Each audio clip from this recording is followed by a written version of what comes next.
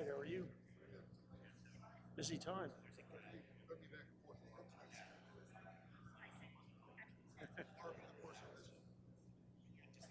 Yeah, I suppose.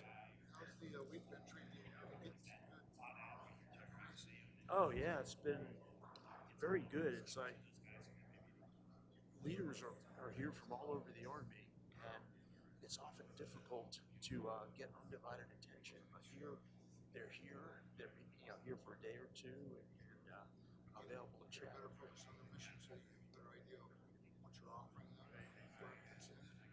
Yep, just having the conversation is great. So definitely worthwhile.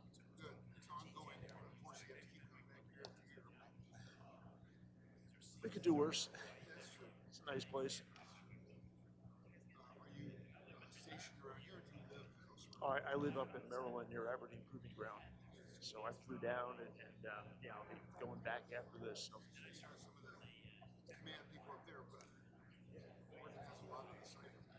absolutely, yeah. The whole cyber center is focused shifted down here, so it's good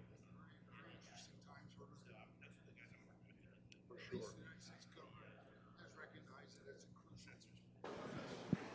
Okay, mic check, one, I two. will, yeah. Good?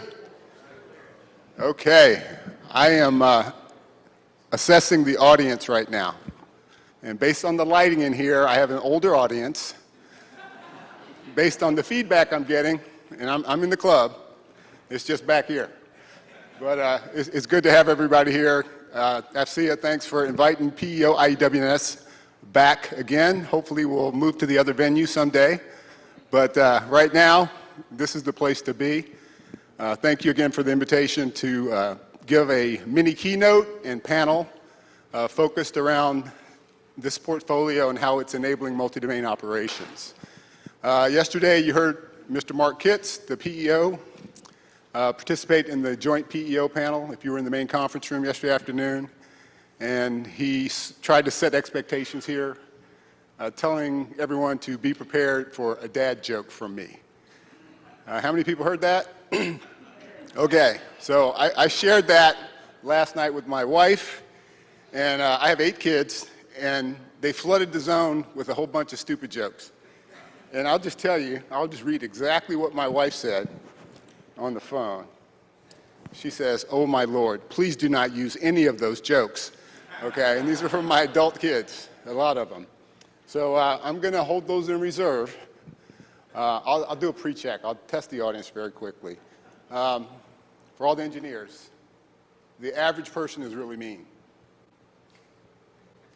Okay, you're not ready. You see, you didn't even catch it. Okay.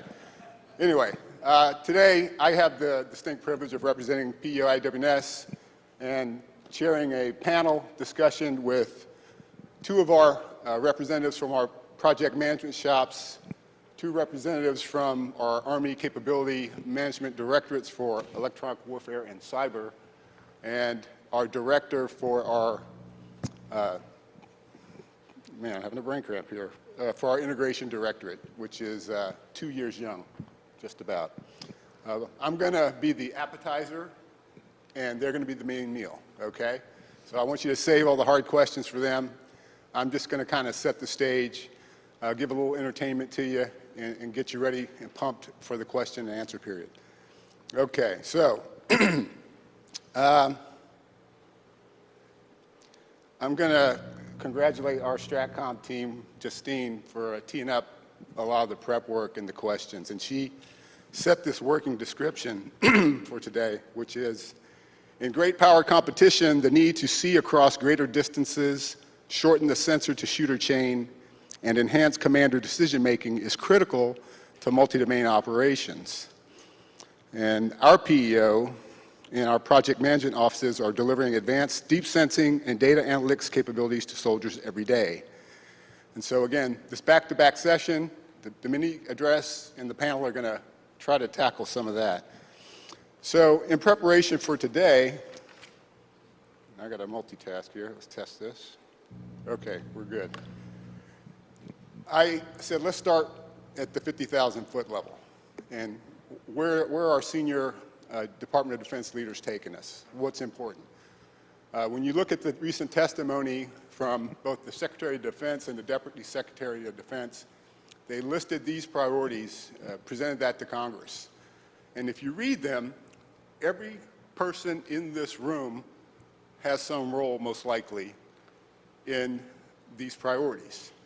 Whether you're a uniformed member, a defense contractor, a contract civilian, a government civilian, I don't care if you're serving food for this conference, you have a role in national defense, at least for the time being. And if you drill into the ways, specifically, there's this concept of integrated deterrence that was pushed by the Honorable Austin.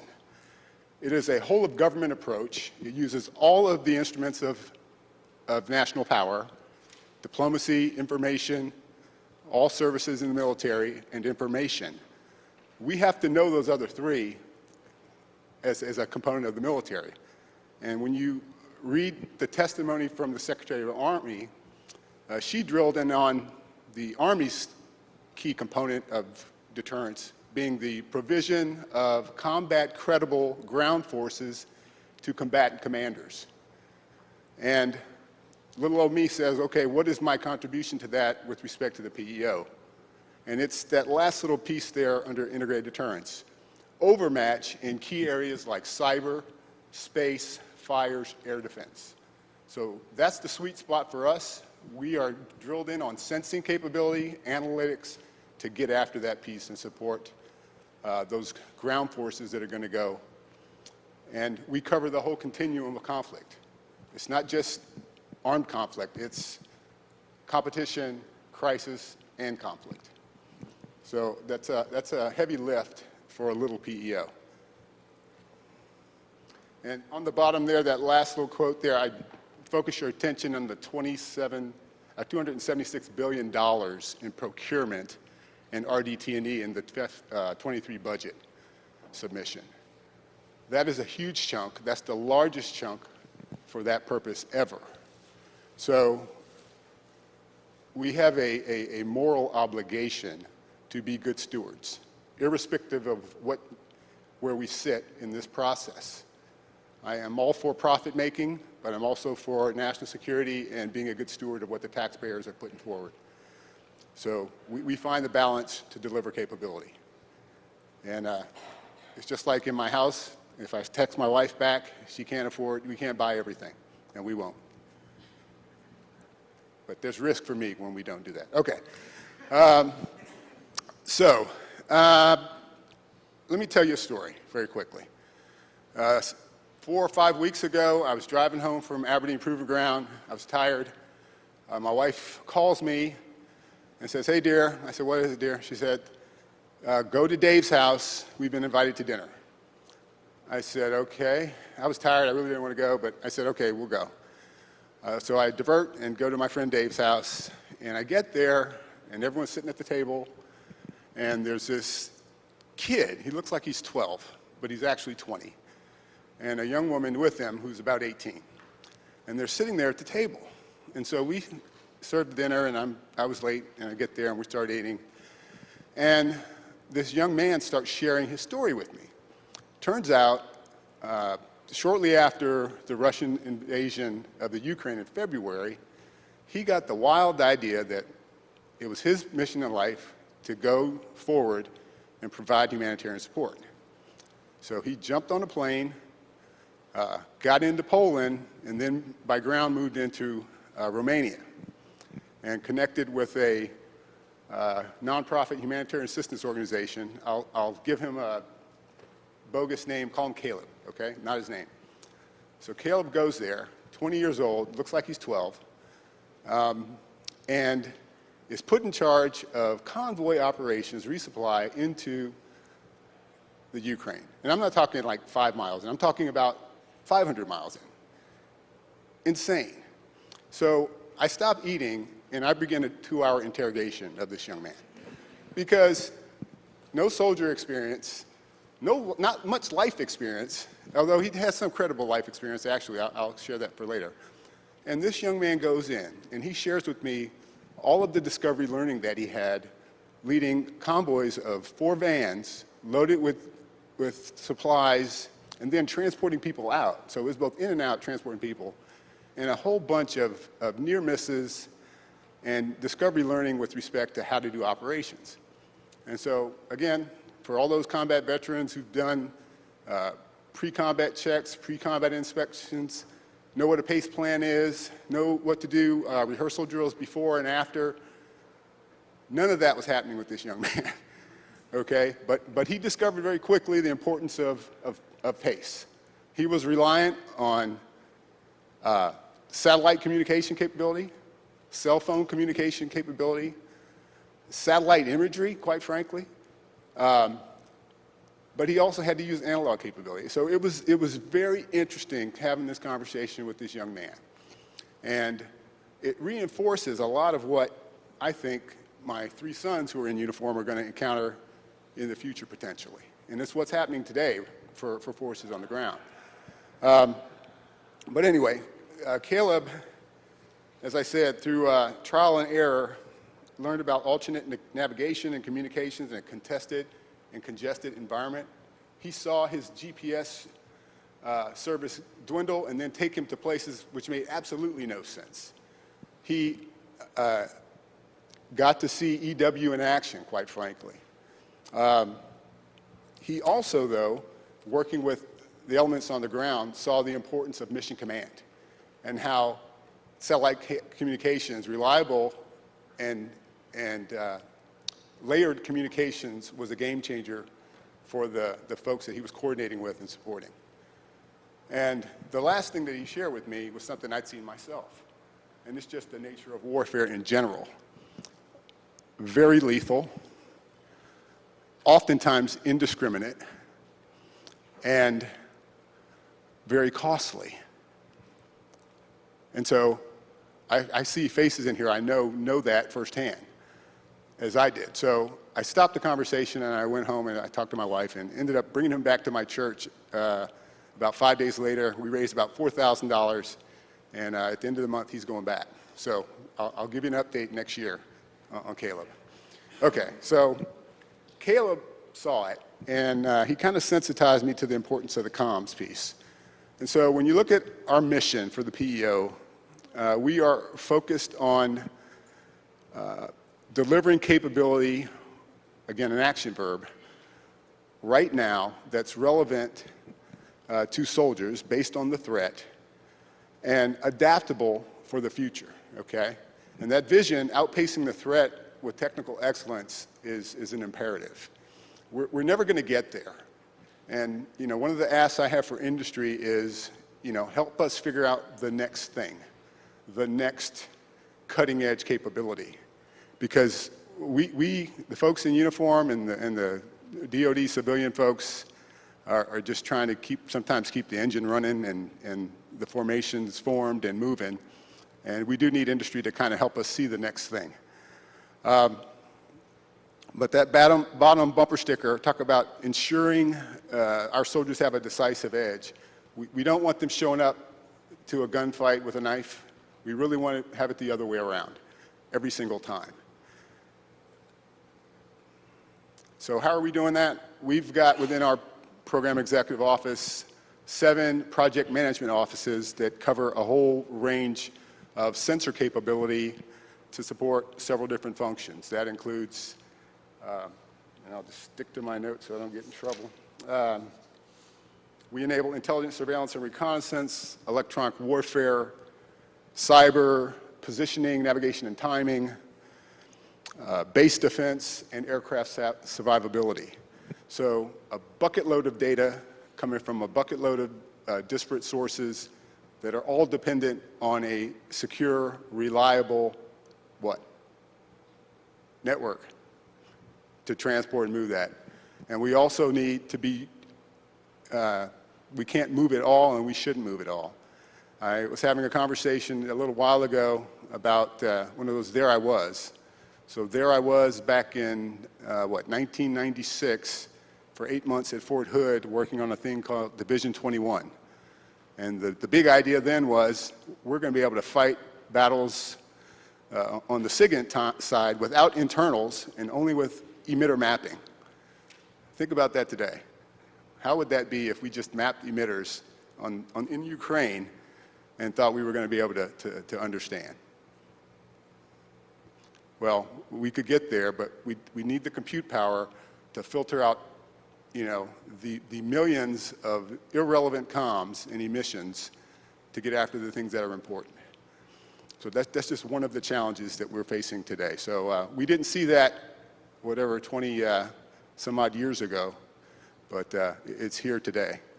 So the 7 PMs, they're there. I won't read it to you, but you can dial in that we also have the Army's Service Tactical Exploitation of National Capabilities Office, TENCAP, and they are our little in-house RDT&E development, test, and evaluation engine, quite frankly. And they leverage and influence modernization of national capabilities to support Army requirements. And so they are near and dear to us in the Army's modernization effort. And then lastly, Mike Williams here, Colonel Mike Williams is here to talk to you about the Integration Directorate, which was directed by the AAE, Dr. Jetty, to get after cross-cutting capabilities that will help not just our portfolio, but others. And he'll address that in his conversation.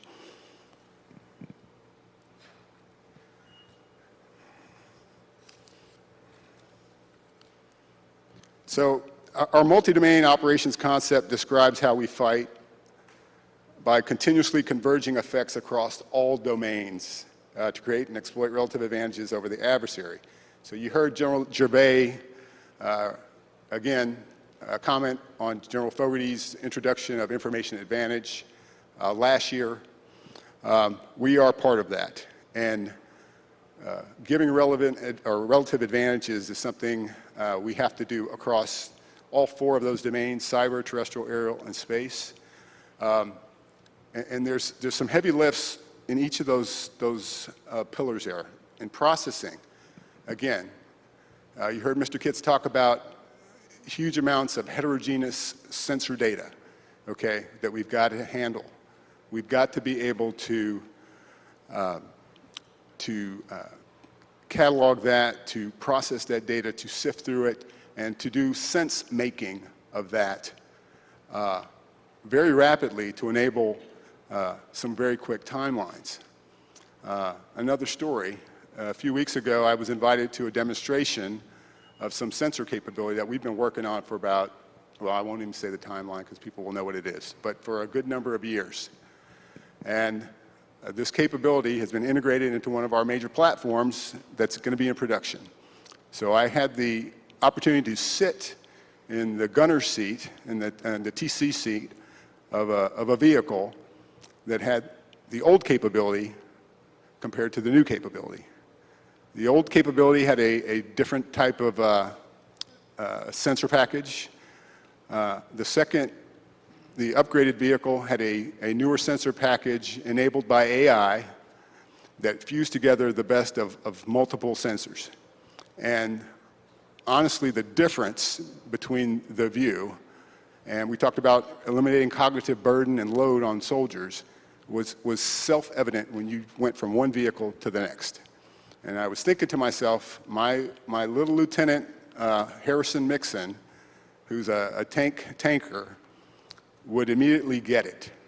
And the thing I thought about was that Harrison Mixon, as a tank commander, has a set of ROE and a culture that he has to define, a set of national and Army values that he has to adhere to.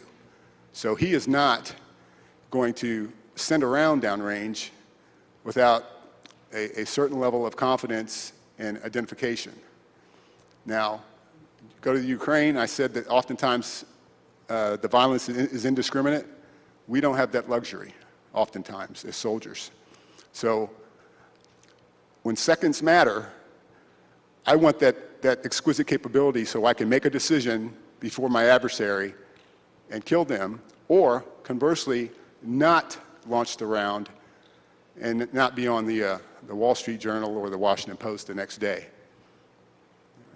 So it's not just on me, it's on all of us to develop those capabilities. And that's what we're getting after with respect to our sensor development. Protect, again, a big part of our effort is with aircraft survivability sensors. There's opportunity there because, again, with sensors, there's data, and there's opportunity to do more with it than just protect aircraft. So that's something we can discuss as well. And ultimately, all that information should help us with decision-making and delivery of effects. And that's both kinetic and non-kinetic, lethal, non-lethal. Okay, so here's kind of my money chart, and the Stratcom folks said, discuss how all of this environmental circumstance and acquisition needs and soldier feedback, how is that affecting how we deliver capability? I will start on the left with that bullet, putting the Army on a sustainable strategic path. That is in the testimony of every senior leader from DOD through the Army to Congress. And what that really means is we can't afford everything. We have to be able to modernize but sustain the equipment that we field, the systems that we field. We also have to make informed decisions and design that helps us make the things that we don't modernize not lose their relevance or their capability. So we've got to be forward and backward compatible as often as we can, and we have to have capabilities that are sustainable. So we are always looking for other options, for ways that we can inform decision makers on cost as well as associated risks of doing or not doing courses of action. Jumping to the right side, military acquisition and software acquisition pathways in the center. Those two approaches for acquisition are ones we go to very often in our portfolio because they are often software intensive or the requirements are a little loose. And in both of those, we want competition as long as possible. So Willie Atrosco will probably talk to you a little bit about one of the MTA programs that he's got and how we are pushing industry to, we want the competition because we end up getting the best results. And we get more prototypes out there to soldiers who get their hands and give feedback and refine the requirements. And under the MTA pathway, it's 2 to 5 years before we deliver, and then we get on a more traditional path. So again, I ask you to pepper them on that. Modular open integrated systems for software and hardware. We're doing that. You guys have heard CMOS many times, but it's probably time to look at ourselves critically and maybe reinforce our foxhole. So how do we do that? I mean, we heard some discussions, we had some conversations with industry recently during this visit that gave some recommendations with respect to CMOS, something we just didn't see.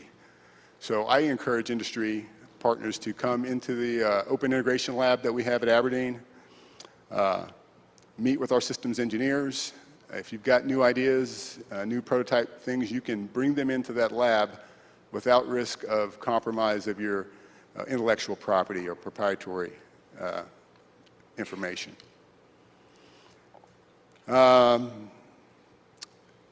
In the center there, we are on board for the campaign of learning through project convergence and other exercises.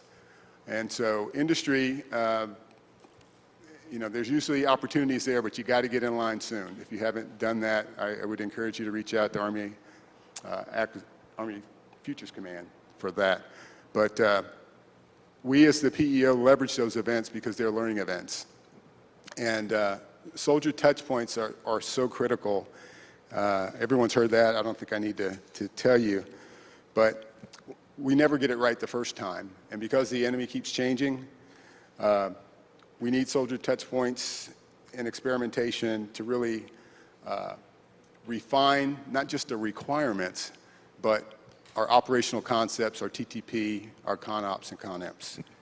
And we also leverage the traditional developmental testing, operational testing, And yesterday, I'll remind you, you heard a question specifically about replicating threat environments to support testing. A really hard nut. And I know that Ms. Saunders from SRI has taken part of that, but I also encourage those industry folks who have ideas to reach out to not just STRI, but also to Army Test and Evaluation Command as well. All right. And then lastly, I put Chinese military modernization, Russian ops in Syria and Ukraine there just as a reminder that it's not just us who's learning. The Russians, I didn't attend Alex Miller's classified session, but open source, you're probably hearing that the Russians have adapted. Early on, they kind of got their clocks clean in a number of areas, but they are learning and adapting and doing things differently. Similarly, the Chinese are watching. I had the fortune of going to China, almost 20 years ago, and seeing a bunch of equipment. And the mindset was really, just volume, volume, volume, and defense. That's not the same today, okay? They are also pursuing some exquisite capability and the capability to project power, because 20 years ago, I don't think they had any aircraft carriers, and now they've got some capability. So all I'm telling you is we're never going to arrive. We're constantly going to have to be looking at the threat. What we need to do better on the government side is to provide you information about threats and emerging requirements. I guess I'm about to get off the stage and transition here, but I guess the specific ask I had for industry partners is help us figure out what's the next big idea. I'm going to field this system to my son, Lieutenant Mixon, but I need a capability for when he's a major. What's that going to be? And we can't wait because he's going to be a major and then he'll get killed and I'll be upset. Okay. You saw software acquisition. You heard the comment yesterday about software licensing. We have to work together to figure out cost-effective ways of developing, delivering, and maintaining software. And I'm sure somebody at the table here will probably chime in or talk to that piece. And then I'll just leave the last two buzzwords. Just to be affordable and adaptable at the end of the day, everything that we do. We've got a lot of legacy systems that we're going to have to make some hard calls on. But going forward, the things that we do field, we really have to think for the long term. And I will pause there. And I'm not going to let you ask me any questions. I'm going to transition into the panel discussion and introduce the entree. Okay? So, to my immediate left, I've got Mr. Bharat Patel. He is from the PM Intelligence Sensors and Analytics Office. Next to him is Mr. Willie Utroska, the Deputy PM for Electronic Warfare and Cyber. Next to him, I hope I have Mr. Jeff Gangon, who is the Deputy ACM EW Director here at Fort Gordon. Next to him, I've got Colonel Stephen Miko, the ACM Cyber Director. And on the very end, I've got Colonel Mike Williams from PEO IWNS's Integration Directorate. So not that we need a round of applause, but I need some energy, so give them a round of applause, please, real quick. And you go. Yeah. And they're going to get 5 minutes to wax poetic, and then we'll start with Q&A from the audience. You want this? Yes, I'm a mover, and as Mr. Mixon got some guidance from Stratcom about staying on message, I got guidance of saying don't do anything crazy. So I'm going to do my best to stay on message. Again, my name is Bharat Patel. I work under PM Intelligence Systems and Analytics. Colonel Chris Anderson, he is the PM. I manage all of the studies, pilots, and prototyping efforts. I also shape next-gen programs, inform current programs, and really engage with industry and the science technology community in that aspect. You guys are in for a treat because we talk about sports analogies. You heard a little story, and you're going to hear one of my analogies, but luckily, my favorite sport is the Summer Olympics. So, crazy, right? So I watch sports only one time every 4 years. My kids hate it. It's something that, I would never advise. But, so my story is Michael Phelps. Michael Phelps, arguably the greatest Olympic athlete of our time, and the story of Joseph Schooling. So on the way to the Beijing Olympics in 2008, Michael Phelps stops off at Singapore, meets a young man, takes a picture with that young man. Turns out 8 years later in Rio, that young man beat Michael Phelps, dethroned him in the 100 butterfly, which was amazing, by almost a second. Moral of the story, you are on top until you are not. Moral of the story, competition drives hard work, drives opportunity.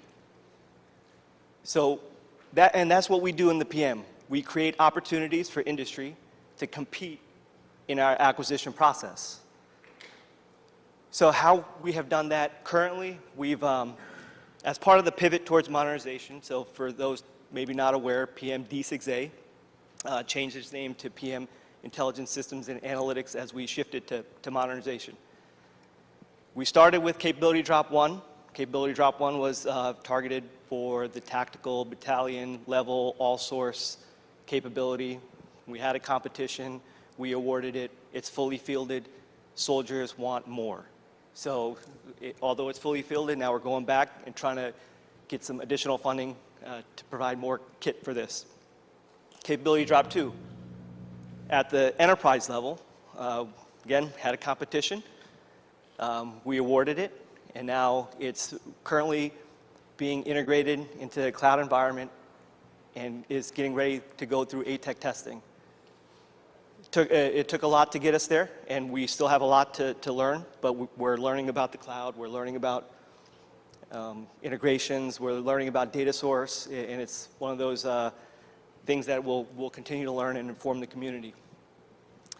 The two other big cornerstone programs, so we have Titan, the Tactical Intelligence Targeting Access Node, next generation ground station, ingest space, air, terrestrial data to support LRPF, long-range precision fires, close Gap 1 Alpha, deep sense. Again, we have a competition between two teams. We just awarded a 14-month competitive prototyping effort. At the end of this 14th month, we'll have a preferred vendor. That preferred vendor will have to continue to team with individual companies to continue to evolve that requirement and capability. Intel apps. Intel apps, consider those lightweight applications that are hosted on the command post computing environment. Again, fully partnered with our partners across the hall at PEO C3T and where they're going with command post computing environment. We have 4 apps planned right now. They're in Acom Foundation out at Fort Huachuca. They're defining some additional requirements. First 2 apps, they're All Source 2 and Intel Support to Targeting. All Source 2 is still pending award. Intel Support to Targeting was awarded to a small business out in Maryland. We have and the 2 additional apps that we're working on, information collection management, as well as weather effects. Those are in the RFI stage. We're going to be releasing some additional RFPs later this year, and we're looking for the best solutions. We're looking for small businesses. We're looking for large, anyone that can meet those requirements. In addition to that, we also go after SBIRs, Small Business innovative research efforts. We actually manage 9 SIBRs in our office, spanning from sensor data generation, synthetic sensor data generation to support the machine learning process for computer vision, to natural language processing, to CMOS, CDL. We're all over the place. We're looking to create opportunities. We're looking for technology to meet a lot of our needs. The one thing I will add, and before I turn it over, we are looking to industry to help us define where we need to go. We are also asking industry what we shouldn't do, right? It's a little odd, a little different, but where should we not invest, right? You guys are in industry making certain decisions that maybe we should not be making because you've already learned not to make those certain decisions.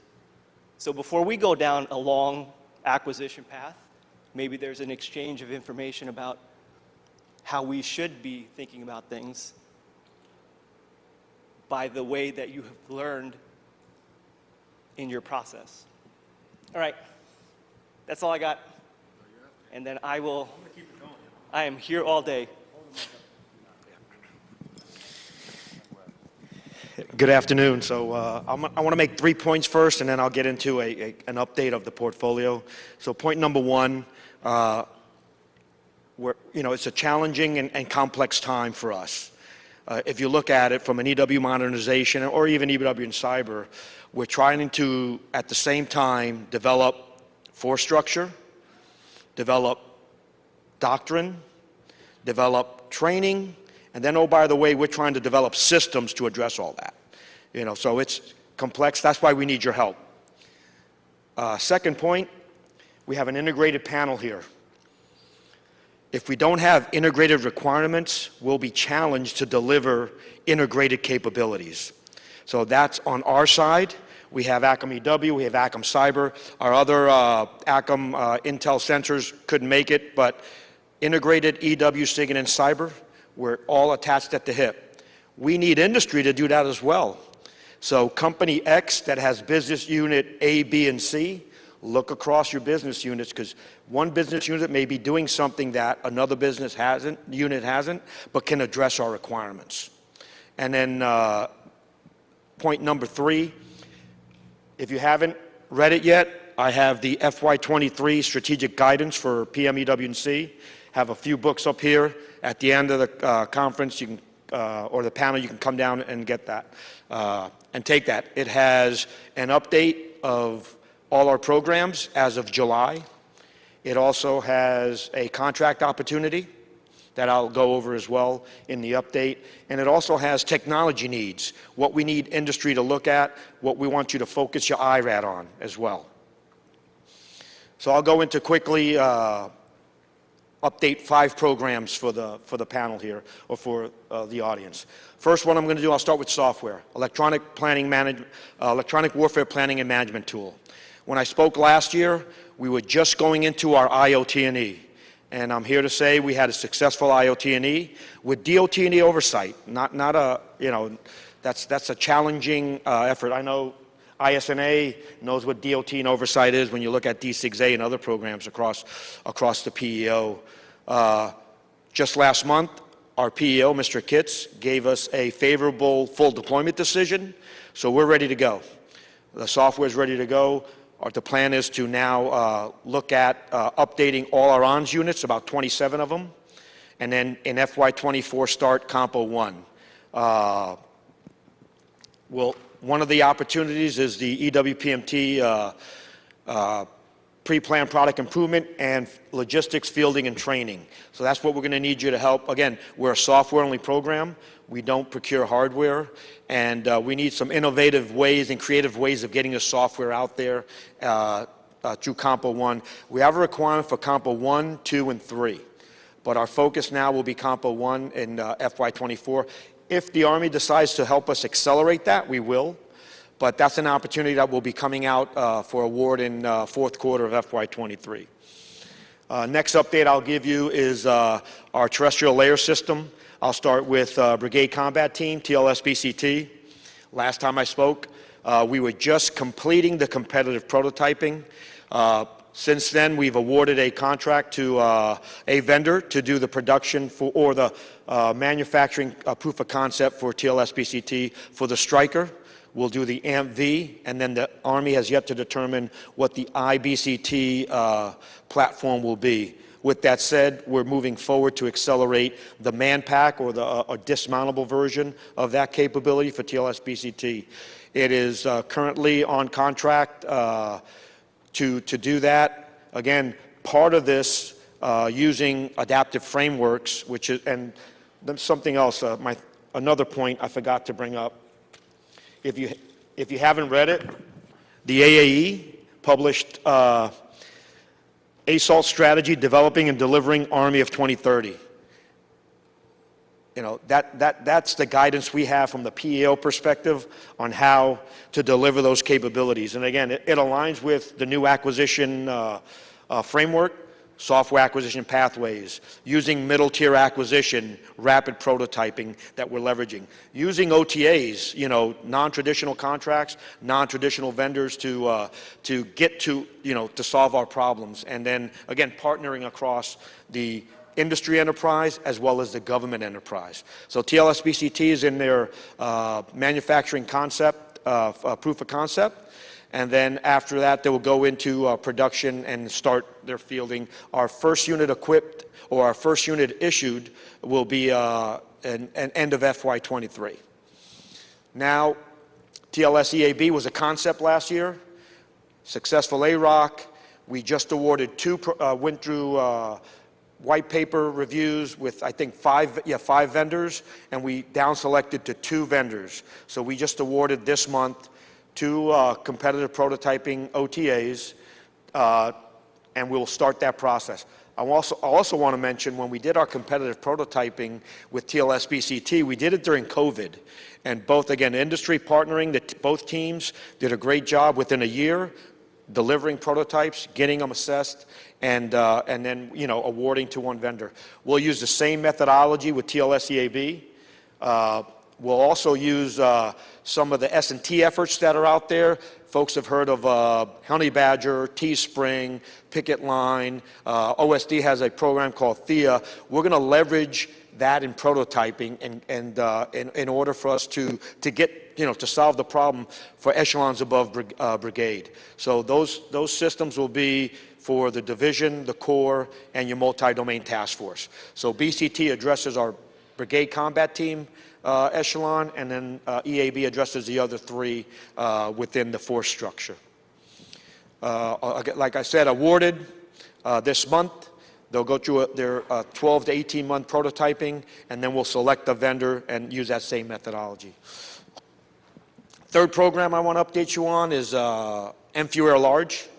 MFU Air Large had a successful milestone C. Currently have authority to procure 6 pods.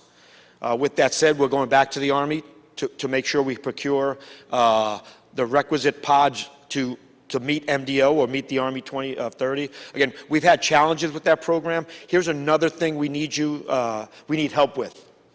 You know, threat techniques, development of techniques to address the threat.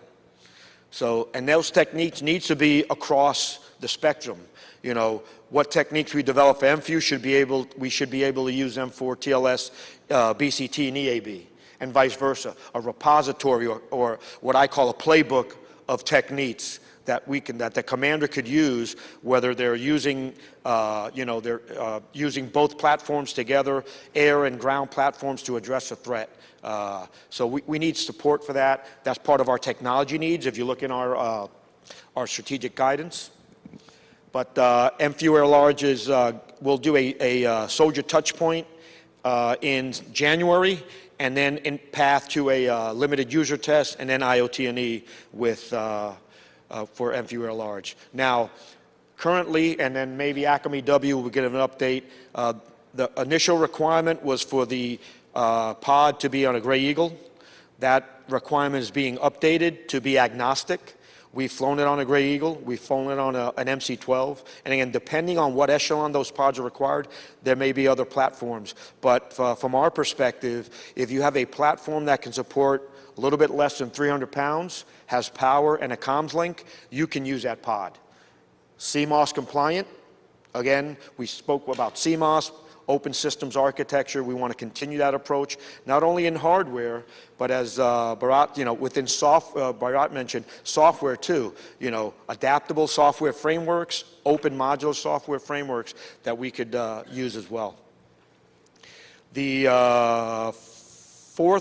fifth one now, right? I'm on 5. With Profit. Profit, a lot of people look at that as a legacy system for SIGINT.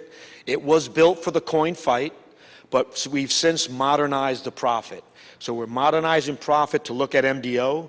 We're enhancing its signal processing and providing more capacity so it can process those signals, and so we can continue to be relevant from a SIGINT perspective. And the intent for Profit is to also support some of the Compo 2, Compo 3 units that won't get TLS-BCT. So we have a big initiative in updating our Profit, our SIGINT platform, to support MDO and trying to get away from saying Profit is a legacy platform that just supports coin. And contract opportunity I mentioned for EWPMT, it will be, again, the product improvement, logistics, training. It's about between 100 to 150 million.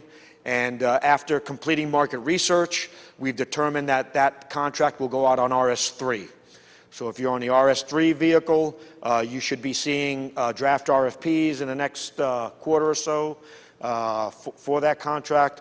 Also, if you're not on RS3, I get the question asked all the time, when is RS3 going to ramp, on-ramp vendors? From the last time we did the Alt Industry Day, it was briefed that they're not going to on-ramp yet. So again, partnership. The word of the day is partnering. You may need to partner with folks on the RS3 contract for EWPMT. And then as we go along, ACOM EW will start looking at the next version of EWPMT, and then those requirements, definition packages will come out, and then those will be, a full and open competition as well. So that's all I have. I'm going to turn it over to Jeff, and Jeff from ACOM EW will we're at the middle of the home stretch, right? Roger. All right. Hey, thanks, Willie. He gave me a little bit of an intro to a few things I'm going to be talking to. But first of all, I appreciate the opportunity for ACOM EW participated with PEO, IWNS as we continue this partnership, because we really are tied in all of our requirements with PMEW&C and PEO, IWNS. That is our portfolio that Mr. Uchaska just went over. Most of those things are coming from requirements out of ACOM EW. The way we see it, though, is that we need to get to the program of record. For too long, the Army has been sitting in the world of quick reaction capabilities, working off of ONS and answering to the needs of the Army. As the commander says, I need EW now. And we keep trying to meet that requirement. And our goal as ACOM EW is to figure out what that operational commander needs, create the requirement, translate that need into a requirement that the PM can execute on. And that's our working with the PM, so that we're working together to get that those systems fielded as quickly as we can to meet the need of the commanders. But that's what we see our role as, is keeping that requirement grounded in being that user rep, as we like to say, for the operational commander. At the same time, the second part of that, of our role, is to make sure that everything we do remains grounded in the current technology, the current the state of industry, grounded in the experimentation that we do.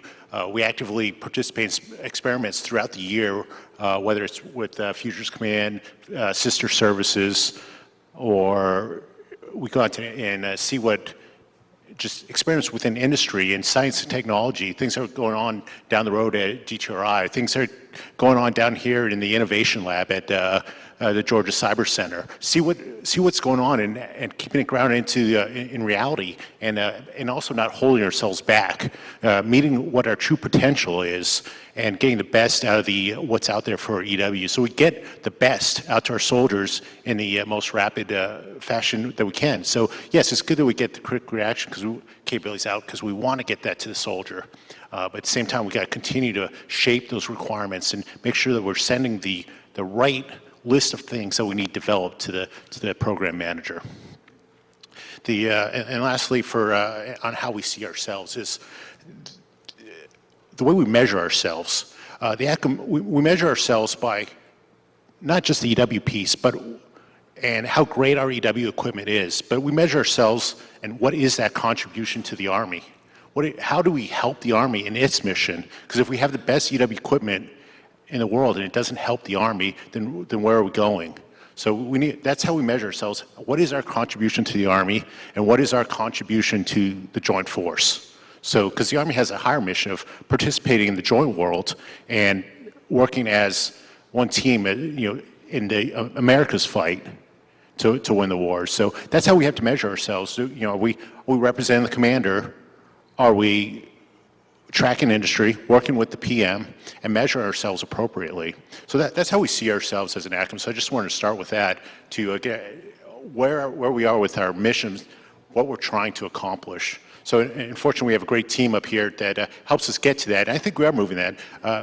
Willie just gave you a few of the updates for the program, some of the requirements. I'll just touch on where we are with some of the updates on the requirements themselves. First off, this morning, we did have a Requirements Oversight Council for the CDD update. So periodically, for MFU Air Large. So periodically, we'll go through, and we're at the point where we need to update that requirement. We've gone through testing now for a handful of years, and MFU Air Large is one of our programs of record that we've been testing pods on UASs, and now it's at the point where we are going back and saying, all right, we didn't get the requirement quite right. The feedback and reaction of the users are saying this needs to be more than a pod hung Gray Eagle. We need to make it program agnostic. So we've gone back adjusted the platform, adjusted the targets, adjusted the whole package, but kept the key components. So the key components of MFU Air Large is it needs to use CMOS. It needs to be that open architecture, the C5 ISR modular open suite standards, so that it can be flexible, so we can change the mission rapidly. It can be, we can program it, and it can be interoperable with the other systems within the EW portfolio and within other portfolios, because it's not just EW that's using that. So it's those types of things that we want to make consistent about, improve on. As well as one thing we've learned from MFU, though, is that the update with making it platform agnostic, we've learned that that's not just applicable to MFU Air Large. We want to take that flexibility and platform agnostic and apply it across more than just MFU Air Large. Make it so that we can use these systems and adapt them to platforms that meet the mission of the commanders. So that's our goal for requirements in future systems, to make them more adaptable, more modular, or make them flexible enough to meet the different requirements that emerge. So I'll give one last example before I pass it off, is that as we're looking at developing terrestrial air system echelon above brigades, we're trying to field systems to higher echelons across very different theaters. Every theater is going to have very unique requirements for how they need to prosecute their mission. So we need to keep the system itself flexible enough so that we can move it either to different platforms, or we don't know yet. We're still looking at concepts. I'm not saying I have the answer, because I don't. But that's what we have to look at, is what is the answer? How do we meet the requirements of different commanders who all need a terrestrial air system echelon brigade, but moved across different, whether it's in the Indo-PACOM where they have, wide open oceans, or the mountains of South Korea, or the forests of Europe, whatever the case may be, we need to adapt. But I'll glance at my notes one last time, but and last thing I'll mention, because it was brought up, but for software, EWPMT, our foundation, what we're looking at now is making sure we can get the software to the soldiers so that they can use it, get feedback, and also make sure that as we look at things that we think should be developed in an IT box fashion, so that we can develop and improve them rapidly and keep them up with the state of software and make sure they keep up with the rest of industry. And we're looking at that. We've been directed to reestablish the IT box for EWPMT by next year so that we can get EWPMT moving on to its next version, next iteration. So we're working closely with the PM, and we're tied, we have the same vision as them to make sure that we get the right systems and the right equipment to the soldiers as rapidly as we can. But with that, I'll pass this off. All right, I'm going to be that guy who tries to use the desk mic here. Let's see how this works. All right, hey, great to see you guys out here this afternoon. My name is Colonel Steve Myko, and I am the ACM for Cyber, the capability manager for the Army's cyber portfolio. So we're going to make this a little bit shorter than the other ones because I can't go into detail about our portfolio and what we deliver. But there's a couple key points that I really want to hit on, especially pivoting off of what Mr. Mixon said earlier. The first one is about our partnership and about how we can rapidly deliver cyber capabilities to the force. So there's been a lot of talk today about the software acquisition pathway. The ACM cyber portfolio is under what we call an IT box, and it's kind of, you could look at it as the proto software acquisition pathway. Essentially, we have a credit limit that's been given to us by the Army. We've been bounded by a few capabilities to the left and the right. And then we're out there to just deliver that, rapidly iterate, field, get touchback, and put that out to the force. It's a Devsecops model. So it's one thing to have those authorities. Those are nice. But what actually makes it work is the partnership and the teamwork that you see at this table. So we have a triad, what I call the Devsecops Triad. We have our users, which for me is primarily Army Cyber, some ForceCom, some of the contact layer out in the ACCs, and in the Joint Force. We are all at the table figuring out what their gaps are. But at that same table, and at that same time, I have my program manager, and I have his experts, and I have his engineers. At that same table, I have ATEC. And at that same table, I'm there to write the requirement. And because we are at that same table, we can iterate very, very fast and with a high degree of quality. I'll give a vignette, and I won't talk about the specific program. But there's a capability I deliver to our offensive cyber forces in contact right now that we update roughly once a quarter. Now, if you look at all the other major capability acquisition plans, that seems kind of out there. But that's because once a quarter, when I sit down on that week, I have my users, the ones who are actually on the keyboards, actually using it.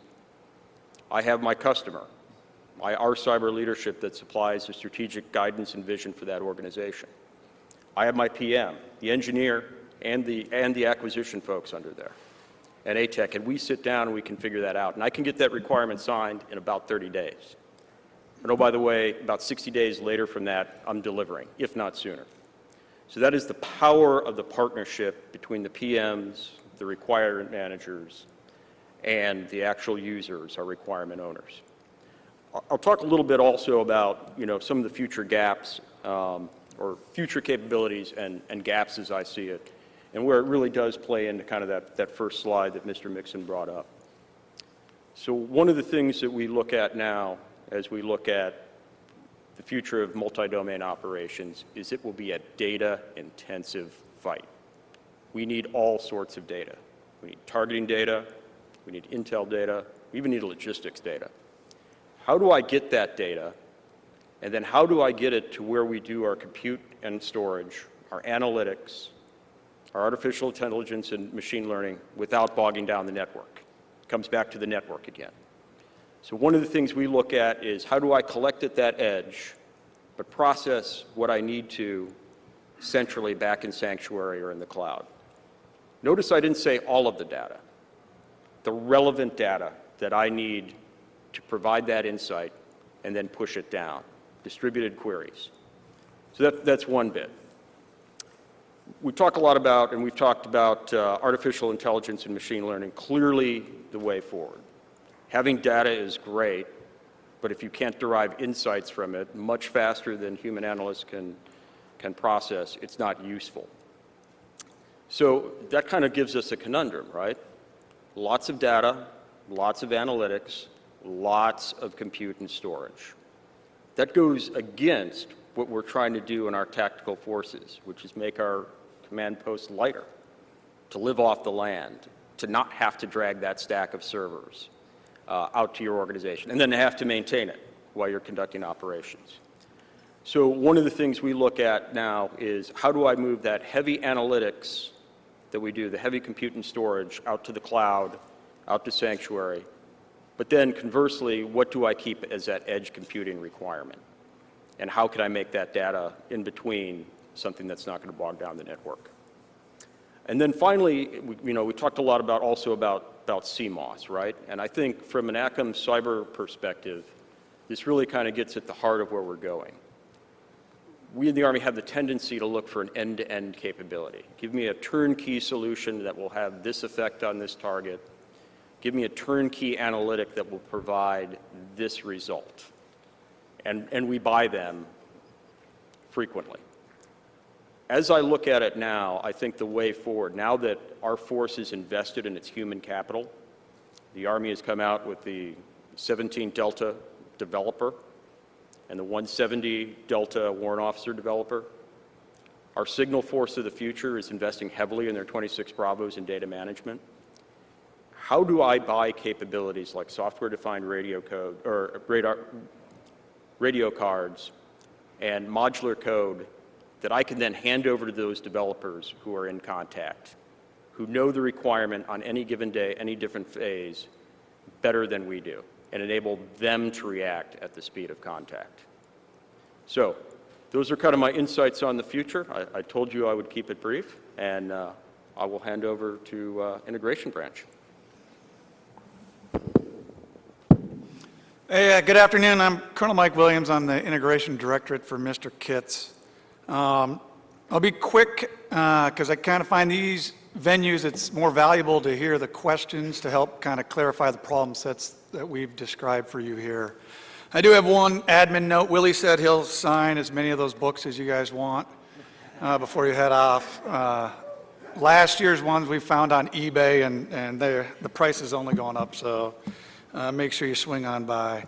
So as the Integration Directorate, I got three primary buckets. One is the S&T bucket. The other one is the user and experimentation bucket. I got one of my LNOs here, Tato Marrero. And then the third is the architecture and standards bucket. And today I'm going to quickly focus on the architecture and standards bucket. That is kind of our capability to answer the sensor to shooter question in the Army's campaign of learning modernization effort. So as part of the sensor, or as part of the architecture and standards effort, Mr. Kitts, as the PEO for IWS, is responsible for the sensor compute environment, which many people are familiar with the command post compute environment. Mr. Kitts owns, for lack of a better term, the sensor compute environment. And our solution to help answer that tasking is called the Integrated Sensor Architecture. It's a team that's headed up by Christine Moulton, and what that sensor architecture does is provides dynamic discovery of sensors, dynamic tasking of sensors, the discovery of the data, data management, and data triage. So with the Integrated Sensor Architecture, we work with a lot of the Army PEOs, other services, and some of the interagency partners. as more and more of those organizations start to move into the sensor ecosystem, we're there to kind of help them and make sure that their architecture has its hooks in place, that as data becomes available and the pipe becomes available, we can pull that data off and provide that to the commander. We want to ensure that that sensor data gets back to the right echelon within the right enclave so that it can be turned into information to help support the commander's decisions. So areas that we are very interested in and need help from the community is we're very interested in hearing data management practices, principles, data tagging / ontology, and then also some of your data delivery methods, theories, best practices. So kind of rounds complete with that, and we'll turn it over to questions. Is that what we're doing next, sir? That is what we're going to do. So I will open it up. The TTP is push the button until it turns green, then ask the question.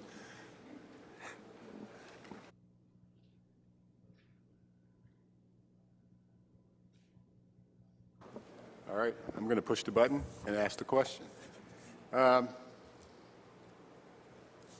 Okay, and actually, Mr.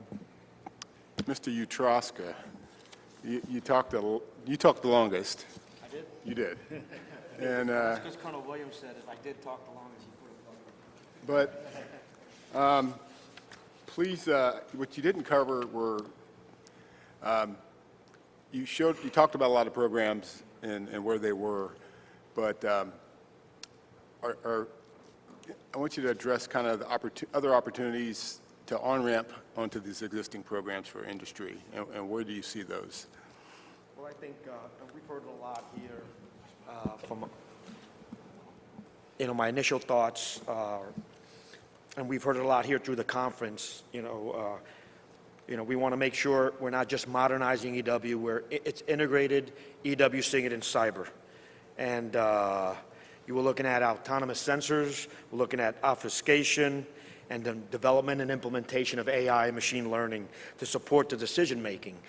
I talked about profit, signal processing, and all that data, lowering the cognitive load on that soldier. We're seeing feedback from soldiers when we're putting them in these platforms. All that EMS data, spectrum data, signals come in. That's a lot to process. So we're looking at those opportunities to partner with us as a portfolio, and also partner with our requirements folks as well, so they can start looking out another way of partnering and supporting us, experimentation.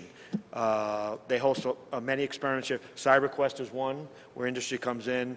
MDO Live up at Project Convergence. Those are other ways of partnering with us as we bring our capabilities to those venues. Pentax also, I have a requirement from an AP&T perspective to do nav war, and our software tool, EWPMT. So looking at those algorithms from a nav war perspective to support the AP&T fight as well.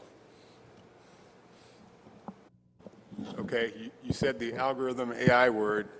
Both you and ISNA have programs that are dependent, quite frankly, on that capability. Could either one of you talk to current and then projected future and potentially discuss alternative use or reuse of existing algorithms? Over. You want me to go first? Yeah, you go first, 'cause you guys are ahead of us. All right, so running many of the pilots for PM-ISNA, we've been partnered with the Algorithmic Warfare Cross-Functional Team, otherwise known as Project Maven, since its inception. We're managing the pilot here at Fort Gordon and their full motion video line of effort for about 4 years. And we learned a lot during that time. They are transitioning, Maven is transitioning to NGA, and they're moving some of their lines of effort away. However, we're going to continue partnering with them to bring in some of those computer vision AI models into things like Titan. But we also understand that relying on the DoD to meet all of our requirements is a high-risk approach, or at least is a risky approach. So within the portfolio, and we mentioned it, right? You got a kind of quick glimpse of the PEO, IEWNS, and sensors portfolio, right? So we have a lot of sensors within our portfolio. So we're going to start using those sensors to help us capture the data, help support the data labeling part of it, and start building our algorithms to support our modernization efforts. I'll pause there to see if you... And then since they've been leading this effort within the PEO, and now as we develop our systems of integrated EW, SIGINT, and cyber, we believe there's common AI, ML, capabilities that we could reuse.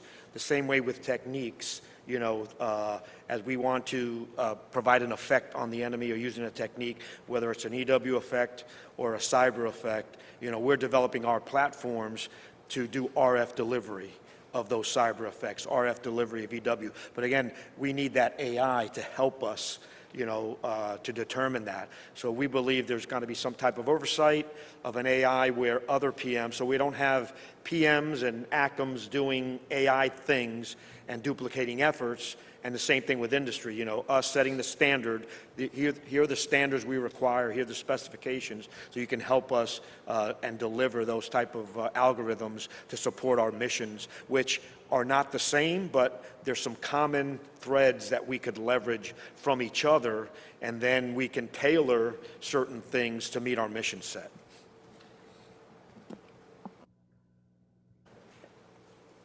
I'll just add one more data point to ensure everyone understands that we are serious about bringing in AI. So last summer, we released an AI RFI out to industry to kind of understand just where the market was in terms of certain algorithms that we're looking for.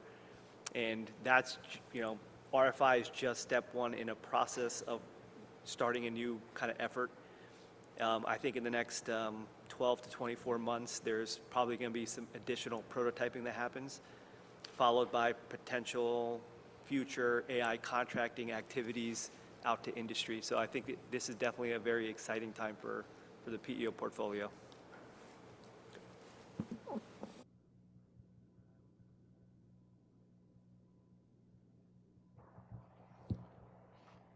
Question for the panel. Can you hear me okay?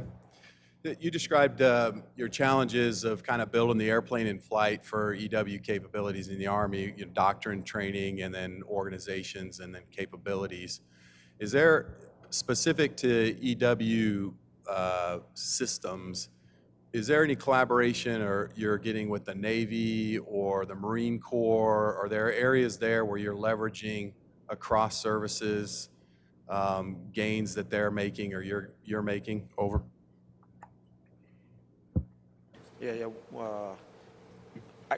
Across from the Army, yes.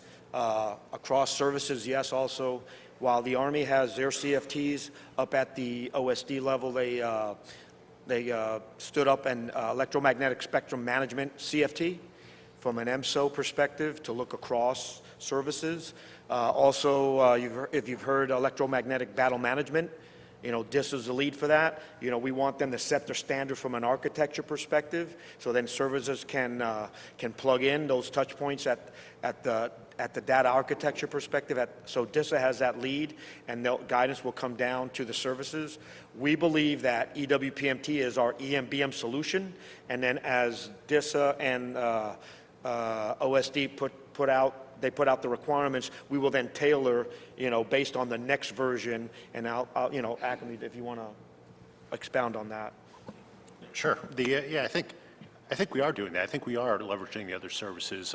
And I think a good example is as we are looking at TLS EAB and how to come up with a solution, we're looking at experiments being conducted by the Naval Research Lab, because the Navy has a lot of experience and using deploying sensors over wide areas. And if one of the areas that we're looking at is Indo-PACOM, the Navy has had oversight of that area for a long time because of just the nature of the area. So we've gone in NRL to look at some of the experiments and research that they've done to perhaps include in some of our prototyping, and we're definitely including the experiments, though. Yeah, and the system I mentioned earlier, THEA, is a Navy program that's coming over from OSD that's going to help us for TLS-EAB. And again, other, the community of interest have provided from an S&T perspective, provided capabilities that we could rapidly use now to prototype and then select the best of breed to develop the capability and deliver it.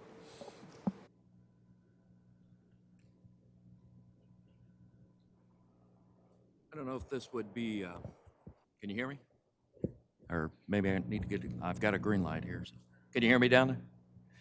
Right, so I don't know if this would be a question more for Willie. He and I have a long history way back. And then, or for integration, Colonel Williams. But do you find that the integration of EWPMT into the CPCE has been more of a help or a hindrance in putting the capability out there and fielding it?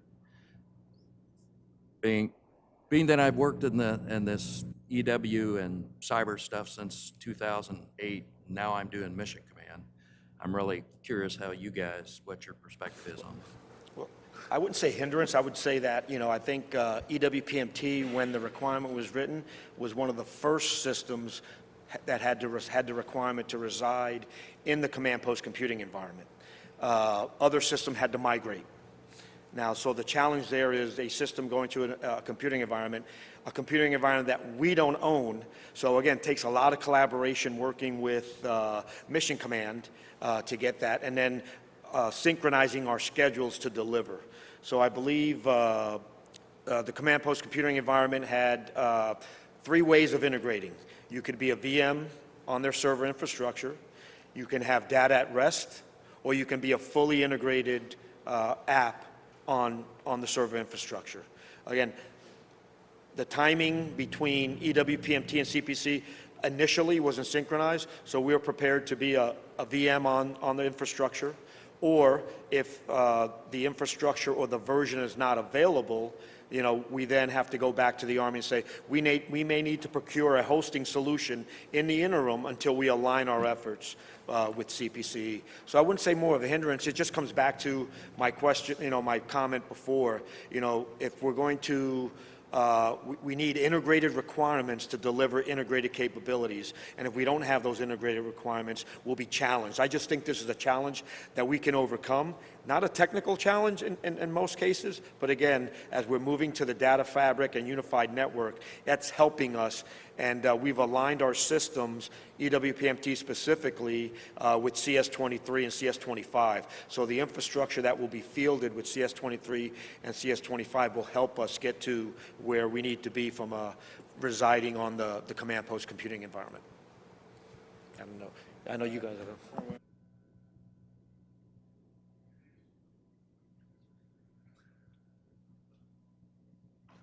With the global emergence of EW and cyber capabilities, how do we feel our security posture is against bad actors when it comes to installation security or even intrusion detection?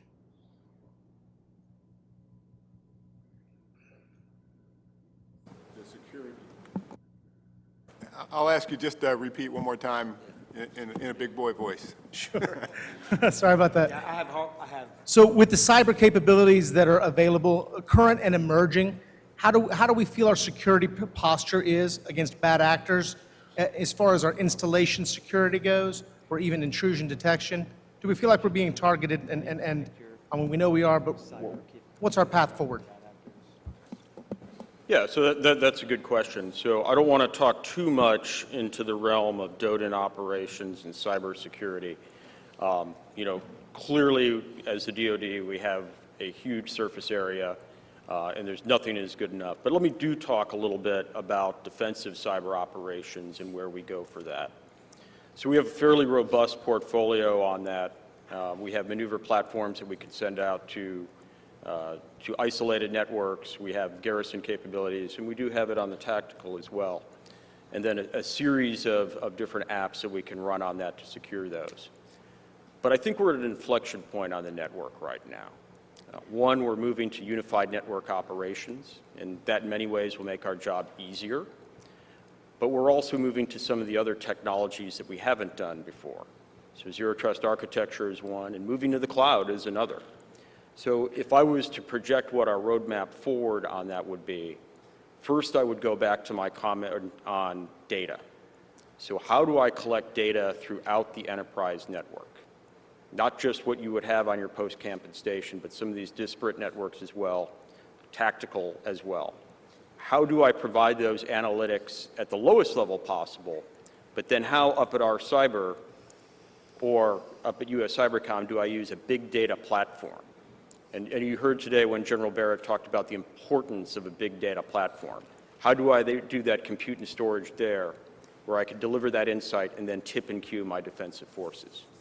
And then I think as we move more and more into the cloud, however you define that, whether that is a commercial, IL level solution or whether that's really a distributed government network, how do we secure that? It's not the same as a server stack that I own. What are my permissions? How do I monitor that? And what authority do I have to go in on that? So that's probably what I would look at going forward for securing our post-camp stations and our network. Now, did you also ask about securing individual applications? Because all our applications, there's a series of adversarial assessments that have to go through. And then some of our applications, if they reside in a computing environment, inherent some of that security that's bounded on that. So we have a boundary. We have adversarial assessments that we're required to do now with the new requirements for cyber and cyber penetration testing, so on and so forth, that your typical applications go through. And then we'll inherit some security from the environment we're in.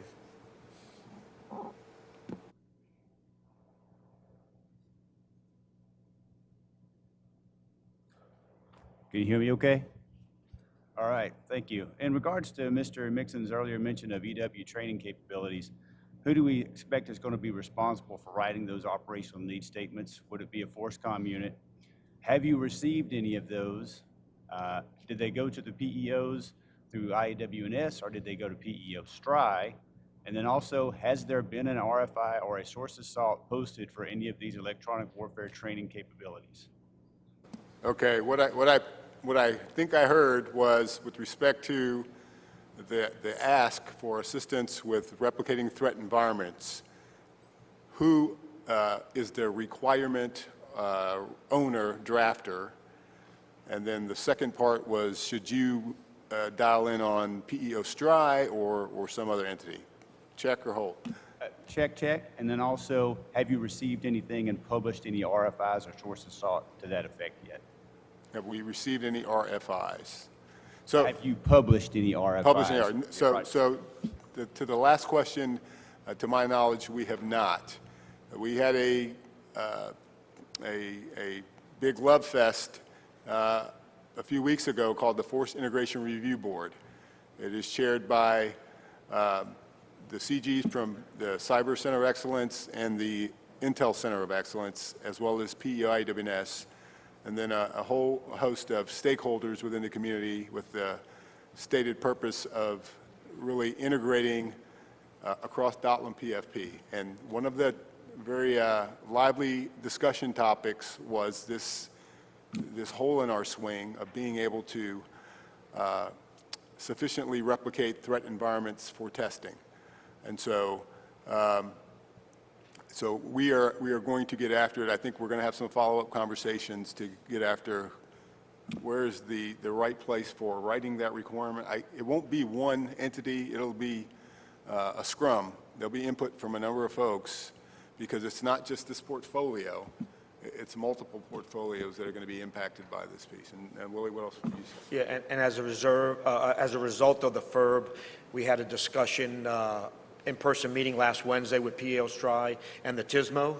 And again, we're in the POM cycle now, so we sat down with them and helped them give our requirements so they can POM for 25, and then going into the SPAR. So this is something, from a Intel and cyber perspective, very high priority. So we're working at this issue now.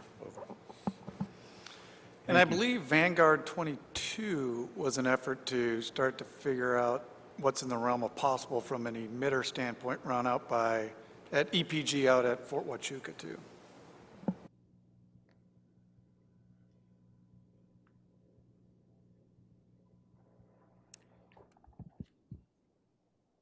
So I've got a question about TLS, both BCT and EAB.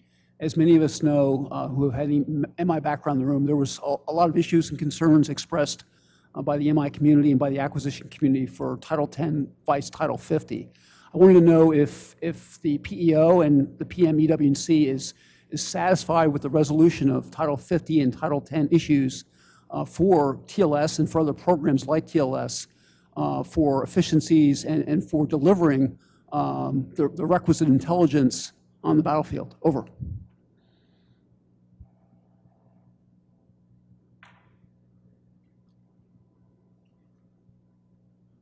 So currently, I wouldn't classify as that we've resolved those issues, but we're still in prototyping, and we're going to take a look at how TLS BCT is operating with the operators, SIG and EWC side by side.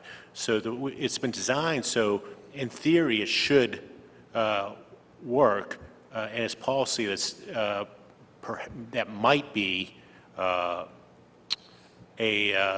hurdle for us to get over. But right now, though, we're still in prototyping. So I think our way ahead right now is to prototype it, put the soldiers in the vehicle, and see where that pushes to us as an Army, and have us make a decision. Do we need to change the policies, or do we not need to change policies, or maybe we don't even have to, and it works just fine as we put it, or maybe in the end we can't change the policies, and we have to alter the design. But I think we're okay for now based on that we're just prototyping. It is a prototype. For the long term, though, yeah, we need to find an answer for that, I agree.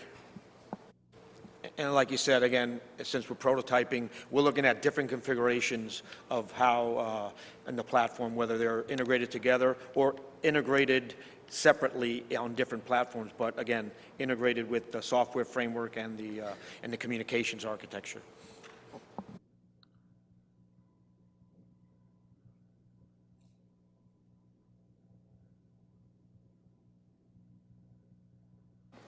Okay, I'm not going to push the noodle, but I will ask one final lightning question for everybody on the panel. And again, just your biggest concern, your biggest gap that you want to share with industry before we leave this room with respect to your mission, whether as a requirements owner or a material developer. Over.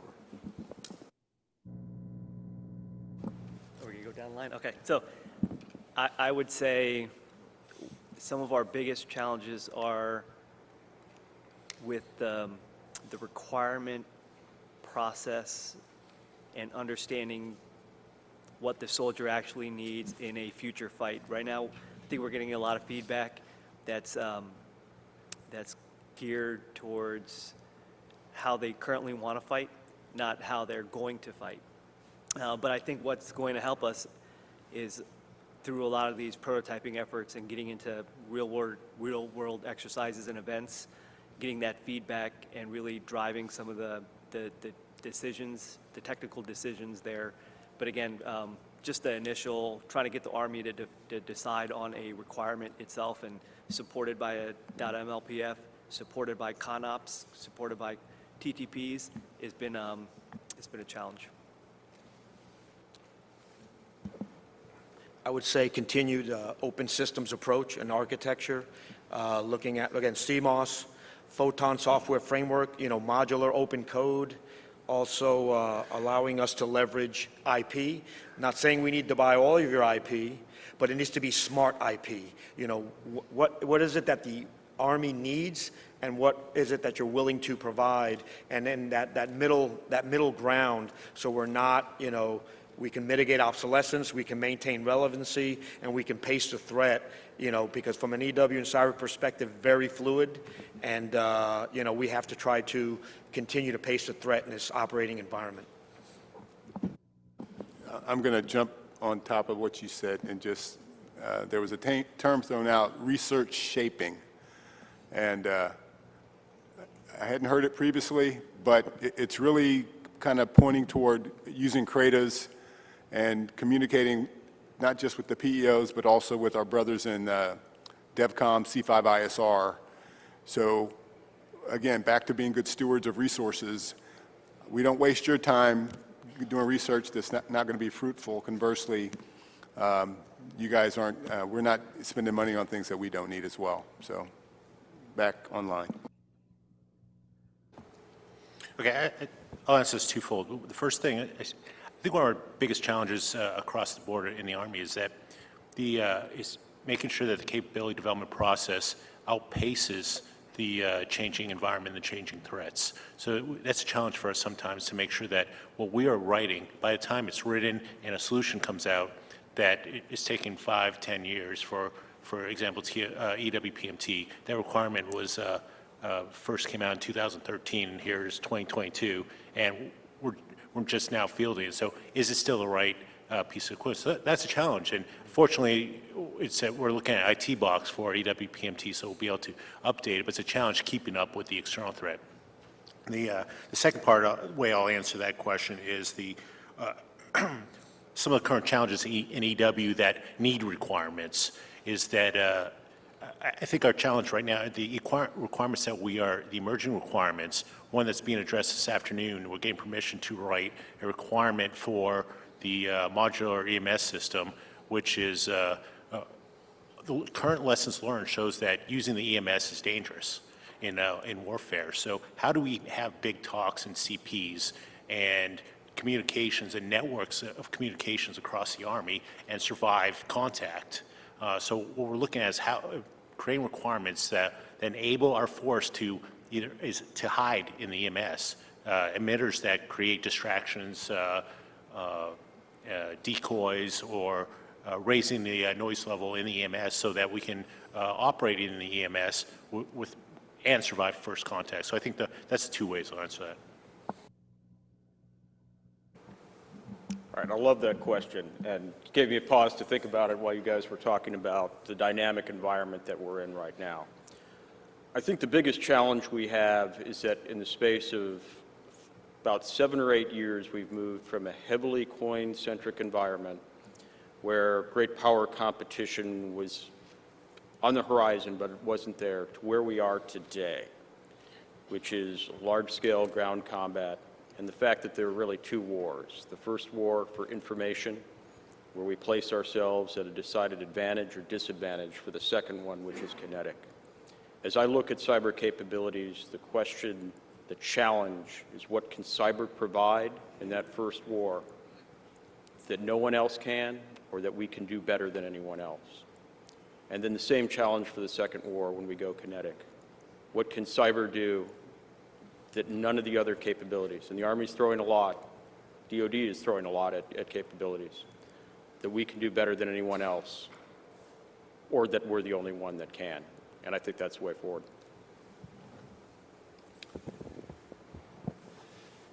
I think our biggest challenge is, I think the Army struggles to define its problem set and its end state to industry and to our partners.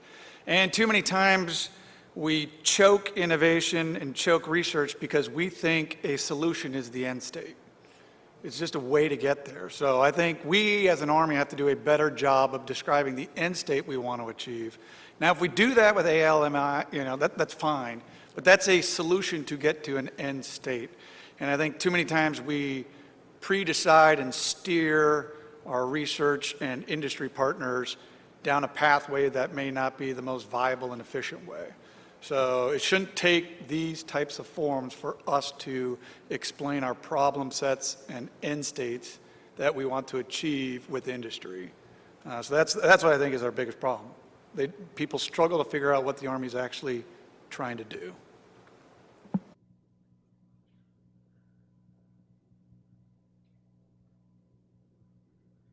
All right, any alibis? Okay.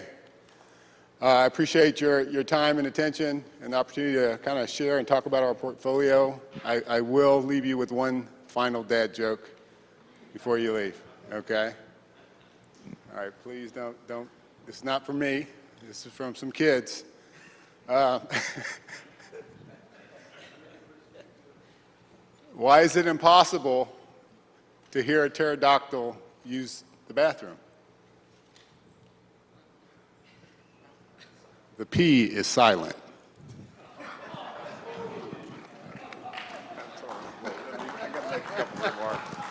Please hold your seats for just a minute. I got to apologize. I got hung up a little bit and got here late. This is how good the PEOs are. They got it figured out. They knew exactly what to do, and they got the best supporter in the world with Justine Ruggio, who I've known for 11 years, and she's awesome.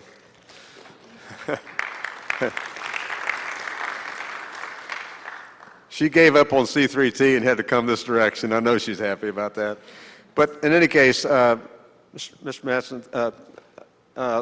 Mixon, please accept on behalf of AFCEA and everybody here the fact that you took the time with your team to come out and address this audience.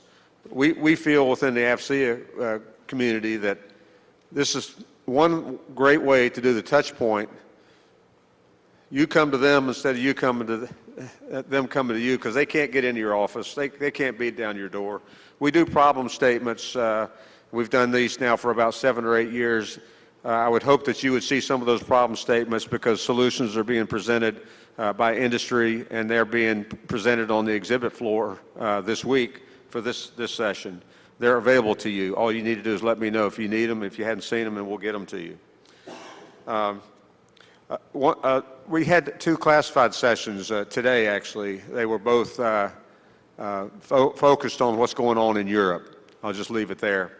But if a classified session would help your team bring in individuals, we would like to be able to do that. We're working very hard with the Cyber Center here and also the Cyber Center of Excellence, they're actually building a space, if it's not the Army Cyber Command, which could host a few more people.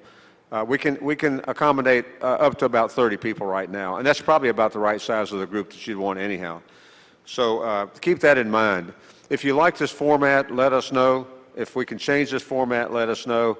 And I want the audience to do that too, because I just think that I'm looking at the crowd now, and a lot's going on. There's a lot of hangovers today from Tuesday, and yet the sessions have been pretty well filled up. And this late in the day, we appreciate it. And guess what?